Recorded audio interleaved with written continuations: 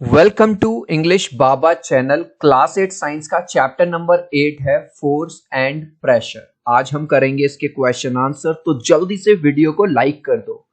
आई hope children आपने video को like कर दिया है और अभी तक चैनल को सब्सक्राइब नहीं किया तो सब्सक्राइब कर दो सो दैट आपको हमारे सारे अपडेट्स मिलते रहे। क्वेश्चन नंबर 1 देखिए, give two examples each of the situation in which you push or pull to change the state of motion of objects. ये कह रहा है आपको दो एग्जांपल देने हैं जहां पे आप चीजों को पुश करते हो और जहां पे आप चीजों को पुल करते हो।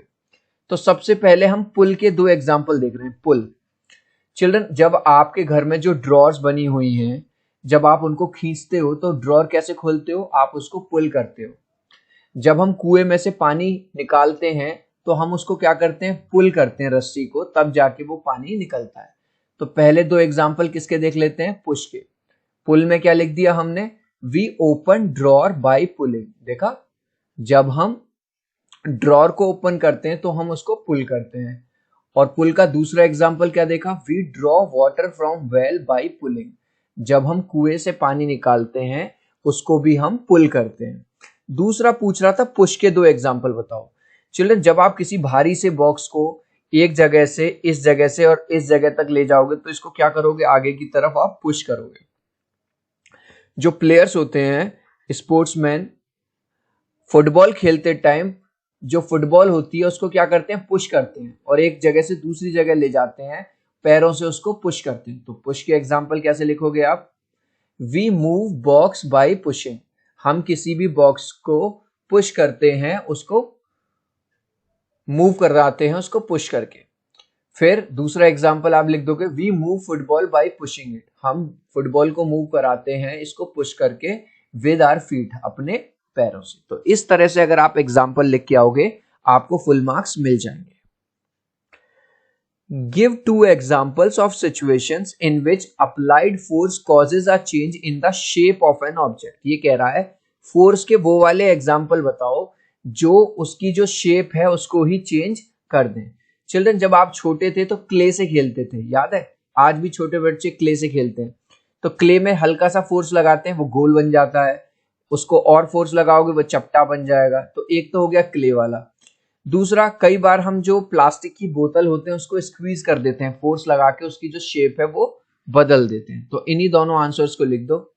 Number 1, deforming clay by force. जो क्ले मिट्टी होती है, बच्चे भी खेलते हैं, ठीक है, प्ले डो बोलते हैं, उसको हम डिफॉर्म कर देते हैं फोर्स से। और हम बोतल को भी क्रश कर देते हैं हाथों से या पैरों से। डिफॉर्मिंग प्लास्टिक बोतल बाई आएगा यहाँ पे, बाई स्क्वीजिंग इट, इसको स्क्वीज कर देते हैं हम, ठीक है। Fill in the blanks in the following statement. अब आपको यहाँ पे 4 फिलअप्स दिए गए हैं, इनको एक एक करके डिस्कस करते हैं। इसमें नंबर 1 है to draw water from a well. पानी खींचने के लिए, किसी भी वेल का मतलब होता है कुआं, ठीक है, किसी भी कुएं से। We have to dash at the rope. हमें रस्सी क्या करनी पड़ती है? खींचनी पड़ती है। तो यहां पे आप क्या लिख दोगे? पुल, PULL। A charged body dash an uncharged body towards it. I am sure guys, मैंने भी ये बचपन में गेम बहुत खेला था। फ्री पीरियड में खेलते थे हम लोग, स्केल लेते थे, स्कूल को रब करते थे और वो जो स्केल होता है छोटे छोटे कागज के टुकड़ों को अपनी तरफ अट्रैक्ट करता है। कई बार हम इसे कॉम से भी करते हैं। तो चार्ज बॉडी क्या है? अनचार्ज बॉडी को क्या करती है? अट्रैक्ट करती है। तो यहाँ पे आप क्या लिख दोगे? यहाँ लिख दोगे आप attract. To move a loaded trolley. आप जब बिग बाजार जाते हो, विशाल मेगा मार्ट जाते हो, उसमें एक ट्रॉली मिलती है, उस ट्रॉली में सामान भरते हो, फिर आप उसको क्या करते हो? पुश करते हो आगे की तरफ, है ना? तो यहां पे क्या लिखोगे आप? Push. The north pole of a magnet dash the north pole. Children, आपको पता होगा जो सेम पोल्स होते हैं, अगर मैं नॉर्थ को नॉर्थ के पास लाऊंगा या साउथ को साउथ के पास लाऊंगा तो वो एक दूसरे से दूर भागेंगे, रिपेल करेंगे। तो इसमें क्या लिख देंगे हम? REPEL, रिपेल्स, ठीक है। लेकिन एक तरफ अगर नॉर्थ होता और दूसरी तरफ अगर साउथ होता तो वो दोनों एक दूसरे की तरफ आते, अट्रैक्ट करते। देखो यहाँ पे नॉर्थ और साउथ है तो अट्रैक्ट, और अगर नॉर्थ नॉर्थ है तो एक दूसरे से दूर भागेंगे, रिपेल करेंगे। अब क्वेश्चन नंबर 4 को बहुत अच्छे से समझना। N Archer stretches her bow while taking aim at the target. एक लेडी है, ठीक है, उसके हाथ में धनुष बाण लगा हुआ है और वो निशाना लगा रही है किसी जगह पे। She then releases the arrow, फिर वो एरो को रिलीज कर देती है, ठीक है, which begins to move towards the target, और जो एरो है वो टारगेट की तरफ मूव करने लगता है। Based on this information fill up the gaps. अब इन्होंने कुछ गैप्स दिए हुए हैं, ये आपको चारों गैप फिल करने हैं, ठीक है। चलिए, और इन्होंने आपको ये हिंट दी हुई है, इन्हीं चीजों को आपको भरना है। टू स्ट्रेच द बो। चिल्ड्रन, अगर आपने कभी धनुष बाण चलाया है या देखा है, अगर मुझे धनुष, तो सबसे पहले ये जो रस्सी होती है इसको पीछे की तरफ खींचना होता है, तभी तो वो आगे जाएगा। टू स्ट्रेच द बो the Archer applies a force that causes a change in its. अब जब वो धनुष को पीछे की तरफ खींचेगी तो धनुष की जो शेप है, ठीक है, जो कि पहले थोड़ी ऐसी थी, ठीक है, वो थोड़ी सी अलग तरह की हो जाएगी। तो सबसे पहले उसकी शेप में, तो पहला आ गया आपका, यहां पे लिख दोगे, नंबर 1 पे लिख दोगे आप, शेप चेंज हो जाती है। The force applied by the archer to stretch the bow is an example of dash force. अब यहां पे देखो, इस आर्चर ने जब इसकी रस्सी को खींचा तो इसमें कौन सा फोर्स लगा, इसकी मसल से फोर्स लगा, मस्कुलर फोर्स। तो यहां पे आप क्या लिख दोगे, ये वाला जो पॉइंट है, मस्कुलर, ठीक है। This type of force responsible for a change in the state of motion of the arrow is an example of। अब चिल्ड्रन, ये जो फोर्स उसने लगाया है, ठीक है, तो ये क्या है, कांटेक्ट फोर्स है, क्योंकि उसका हाथ और वो जो एरो है वो दोनों क्या है, एक दूसरे के साथ कांटेक्ट में है। तो यहां पे क्या लिख दोगे आप, कांटेक्ट फोर्स। अब while the arrow moves towards the target, जब एरो हवा में आ गया, जो तीर है जब वो हवा में आ गया, the force acting on it are due to dash and due to air. अब कोई भी चीज चिल्ड्रन हवा में होती है तो ग्रेविटी क्या करती है, उसको नीचे गिराने की कोशिश करती है।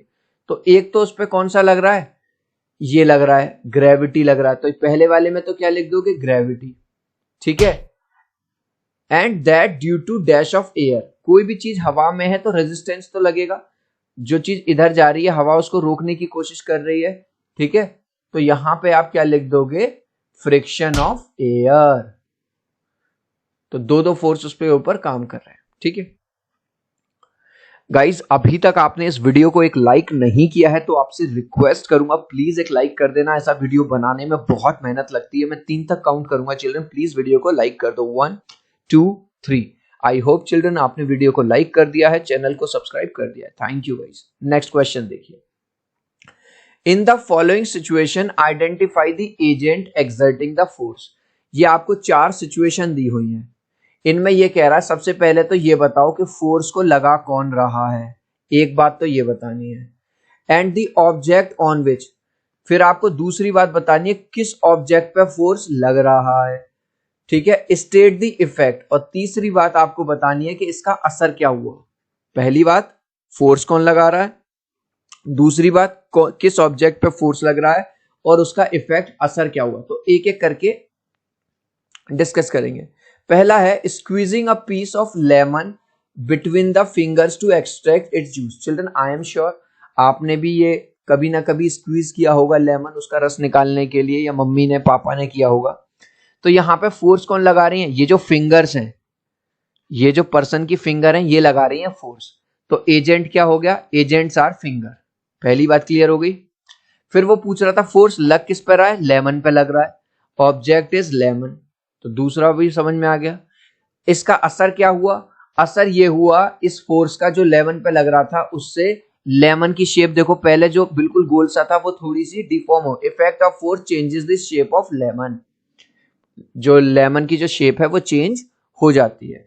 आप इसमें अपनी साइड से भी ऐड कर सकते हो, जूस इज एक्सट्रैक्टेड, मतलब जब उस पर फोर्स लगता है तो उसमें से जूस निकलने लगता है। Taking out paste from the toothpaste. अब ध्यान से देखो, फोर्स कौन लगा रहा है, ये जो उंगलियां हैं, ये जो हाथ है, ये तो लगा रहा है फोर्स। तो एजेंट कौन हो गई, फिंगर्स। किस पे लग रहा है, टूथपेस्ट पे लग रहा है, object is toothpaste.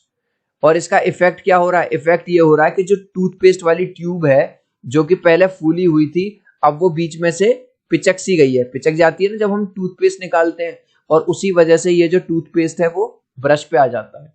Effect of the force is that paste comes out of the tube. Effect ये हो रहा है कि जो पेस्ट है वो ट्यूब से बाहर आ रहा है, ठीक है, और उसकी ट्यूब की जो शेप, देखो ट्यूब के ब्रैकेट में क्या लिखा है, चेंज इन शेप, ट्यूब की जो शेप है वो भी चेंज हो रही है। A load suspended from a spring, एक स्प्रिंग है, ठीक है, उसके ऊपर कुछ वजन टंगा हुआ है जैसा कि आपको यहां देंगे, while it's other and is on a hook fixed on a, और जो इसका ये वाला हिस्सा है वो एक दीवार से टंगा हुआ है। तो सबसे पहले ये देखो फोर्स कौन लगा रहा है इसके ऊपर, ये जो वजन है जो इस पर टंगा हुआ है। कभी कभी आपने देखा होगा पूरा, कुछ लोगों के पास इस तरह का तराजू होता है। Agent is the load suspend, जो वजन टंगा हुआ है 2 किलो 5 किलो, ये तो एजेंट है, ठीक है, और किस पे लग रहा है, इस स्प्रिंग पे लग रहा है। ऑब्जेक्ट इज द स्प्रिंग, और इसका असर क्या हुआ भाई, जो स्प्रिंग पहले इतनी ऐसी दिखाई दे रही थी वो अब थोड़ी सी खिंची खिंची दिखाई दे रही है, उसकी लेंथ बढ़ गई है। Effort can be seen in the form of elongation of spring, जो स्प्रिंग है, आपने भी चिल्ड्रन स्प्रिंग देखी होगी, जब आप उसको खींच देते हो तो वो इलोंगेट हो जाती है, मतलब बड़ी हो जाती है ऑन सस्पेंशन ऑफ लोड, और जिसकी वजह से जो शेप है किसकी, वो बदल गई है, जो पहले इस तरह से थी छोटी सी थी वो अब थोड़ी बड़ी हो गई है spring. An athlete making a high jump, children देखा होगा कई बार एथलीट दूर से भाग के आते हैं और एक बांस के ऊपर से, डोरी के ऊपर से जंप लगाते हैं at the bar at a certain height, ठीक है। तो इसमें एजेंट क्या है, एजेंट है मसल ऑफ एथलीट, एथलीट की मसल्स हैं जिनके ऊपर काम हो रहा है। ऑब्जेक्ट क्या है, ऑब्जेक्ट इज एथलीट हिमसेल्फ, इस बार जो पूरा का पूरा एथलीट है यही ऑब्जेक्ट है क्योंकि इसी पर। एंड इफेक्ट क्या है, effect of the force changes the state of motion of athlete, जो एथलीट अभी यहां था वो अब दूसरी तरफ आ जाता है। नेक्स्ट, अब blacksmith hammers a hot piece, blacksmith कौन होते हैं चिल्ड्रन, जो लोहार होते हैं, लोहे का काम करते हैं, ठीक है। वाइल मेकिंग अ टूल, ठीक है, मतलब लोहार क्या कर रहा है, कोई टूल बना रहा है, ठीक है, और गर्म लोहे पे बार बार किसकी चोट कर रहा है, हथौड़े से चोट कर रहा है। How does the force due to hammering affect the piece of iron, लोहे पे क्या असर पड़ेगा, लोहे को वो जो शेप देना चाहता है, मान के चलो वो उसको थोड़ा गोल करना चाहता है वो गोल हो जाएगा, वो उसको थोड़ा चपटा करना चाहता है चपटा हो जाएगा, क्योंकि लोहा गर्म है। तो आंसर कैसे लिखोगे, the force changes the shape of the piece of iron, जो फोर्स लग रहा है हथौड़े की वजह से, उससे लोहे का जो पीस है उसकी जो शेप है वो बदल जाती है, so that it can be given the desired shape. अब उसको वो गोल करना है गोल कर सकता है, चपटा करना है चपटा कर सकता है, इस तरह से करना है ऐसा कर सकता है। चिल्ड्रन, अगर आपको क्लास 6 से लेके क्लास 12 तक किसी भी सब्जेक्ट के एमसीक्यू चैनल, एमसीक्यू क्वेश्चन चाहिए तो आज ही हमारे एमसीक्यू चैनल को सब्सक्राइब कर लो। आप लोगों के प्यार और सपोर्ट से 1,42,000 सब्सक्राइबर जब मैं ये वीडियो बना रहा हूँ हो चुके हैं, और सिल्वर प्ले बटन भी मिल चुका है। सीबीएसई ने और स्टेट बोर्ड ने कह दिया है एमसीक्यू क्वेश्चन जो है आपके एग्जाम में भर भर के आने वाले हैं। इस तरह का इसका लोगो है एमसीक्यू चैनल, और इंस्टाग्राम पे भी मुझे ज्वाइन कर लीजिए, englishbaba.eb, एमसीक्यू चैनल और इंस्टाग्राम दोनों का ही लिंक मैंने डिस्क्रिप्शन में दे दिया, जाइए और ज्वाइन कर लीजिए। An inflated balloon was pressed against a wall after it has been rubbed with a piece of synthetic cloth. एक बलून था, ठीक है, बलून को सिंथेटिक क्लॉथ से रब कर, जैसे ही रब किया, रब करने के बाद ये देखा गया कि वो जो बलून है वो दीवार से चिपकने लग गया, ठीक है। What force might be responsible, ऐसा कौन सा फोर्स लग रहा है दीवार के बीच में और बलून के बीच में।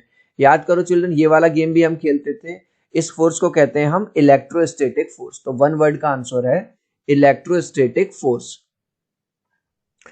Name the force acting on a plastic bucket containing water held above the ground. आपने जमीन, यह है जमीन से ऊपर, यहाँ पे प्लास्टिक बकेट है जिसमें पानी भरा हुआ है, वो पकड़ी हुई है, ठीक है। तो इस पे कौन कौन से फोर्स काम कर रहे हैं भाई, दो फोर्स काम कर रहे हैं, एक तो आपके हाथ से मस्कुलर फोर्स, और एक ग्रेविटी, जो ग्रेविटेशनल फोर्स है वो इसे नीचे लाने की कोशिश कर रही है। लेकिन ये पूछ रहा है discuss why the forces acting on the bucket do not bring a change. अब मस्कुलर फोर्स ऊपर की तरफ लग रहा है और ग्रेविटेशनल फोर्स नीचे की तरफ लग रहा है, लेकिन बाल्टी अपनी जगह की जगह, ना वो ऊपर जा रही ना वो नीचे जा रही। तो ऐसा क्यों हो रहा है? ऐसा इसलिए हो रहा है क्योंकि जो ऊपर फोर्स लग रहा है, मान के चलो 5 न्यूटन का ऊपर की तरफ लग रहा है, तो 5 न्यूटन का ही नीचे की तरफ लग रहा है। तो 5 न्यूटन ऊपर 5 न्यूटन नीचे, तो ये कैंसिल होके 0 हो जा रहा है, इसीलिए। अब अगर क्या होगा, सपोज अगर नीचे की तरफ 6 न्यूटन लग रहा होता और ऊपर की तरफ 5 न्यूटन, तो नीचे का ज्यादा है तो बाल्टी नीचे गिर जाती। समझ आ गया? और अगर ऊपर लग रहा होता ज्यादा तो बाल्टी ऊपर की तरफ चली जाती, लेकिन ना बाल्टी ऊपर जा रही है ना नीचे जा रही है। इसका मतलब मस्कुलर फोर्स और ग्रेविटेशनल फोर्स इस कंडीशन में बराबर हैं। इसी बात को आंसर में लिख दो। सबसे पहले तो ये बता दो, force acting on the bucket, bucket पे दो फोर्स काम कर रहे हैं, मस्कुलर फोर्स और फोर्स ऑफ ग्रेविटी।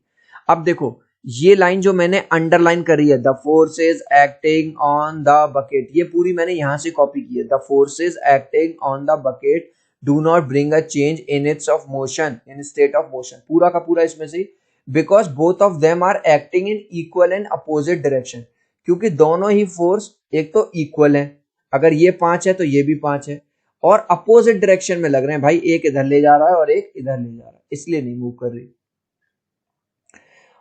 एक रॉकेट को फायर किया गया ऊपर की तरफ, चिल्ड्रन, इस तरह से, ये जैसे यहां दिख रहा है आपको, in its orbit, name the two forces acting on the rod immediately. अब इस पे जो हवा में है उस पे दो फोर्स कौन से काम कर रहे हैं भाई? एक तो ग्रेविटेशनल फोर्स काम करेगा, ग्रेविटेशनल फोर्स इसको नीचे की तरफ खींच रहा होगा, यस और नो, और एक इसके इंजन की वजह से इस थ्रस्ट लग रहा होगा जो इसको ऊपर की तरफ ले जा रहा है, और वो जो थ्रस्ट है वो ग्रेविटेशनल फोर्स से ज्यादा है, तभी तो ये ऊपर जा पा रहा है। अगर ग्रेविटेशनल फोर्स ज्यादा हो जाएगा थ्रस्ट से तो ये नीचे गिर जाएगा। तो आंसर कैसे लिखेंगे? एक तो है थ्रस्ट जो कि अपवर्ड ऊपर की तरफ काम कर रहा है, और एक है ग्रेविटी जो डाउनवर्ड्स काम कर रही है। अब ये क्वेश्चन एमसीक्यू की फॉर्म में पूछ रहा है, जब हम किसी भी ड्रॉपर के बल्ब को दबाते हैं, चिल्ड्रन आपने देखा होगा इस तरह का ड्रॉपर होता है, दवाइयों वगैरह में भी साथ में आता है, ऊपर से उसका बल्ब दबाते हो तो ये जो लिक्विड होता है ये इसके अंदर आ जाता है। ये पूछ रहा है the rise of water in dropper, ये किस वजह से होता है? होता इस वजह से है कि जैसे ही आपने ये बल्ब दबाया, इसके अंदर वाली जो एयर थी वो सब बाहर निकल जाती है, तो जैसे ही एयर बाहर निकली तो अंदर जो एयर का प्रेशर है वो कम हो गया। बोलो यस और नो। जैसे ही आप इसको दोबारा से छोड़ते हो तो हवा अंदर आने की कोशिश करती है, तो हवा की जगह आपने ये वाला हिस्सा पानी में डाला होता है, तो वो जो हवा है वो पानी को अंदर भर देती है। तो ये होता है एटमॉस्फेरिक प्रेशर की वजह से। इस लास्ट क्वेश्चन का आंसर आप मुझे दोगे कमेंट सेक्शन में, देखूंगा कितने बच्चे राइट आंसर देंगे। We draw water from a well, अगर हमें कुएं से पानी खींचना है तो उसके लिए हम पुल करते हैं या पुश करते हैं? ठीक है, आप चाहो तो अपने आंसर में कमेंट में ए या बी लिख देना, मैं समझ जाऊंगा। सो आई होप मेरा ये छोटा सा वीडियो आपको बहुत अच्छा लगा होगा। प्लीज वीडियो को लाइक कर देना, चैनल को सब्सक्राइब कर देना। अब हम मिलते हैं अगले वीडियो में, बाय बाय।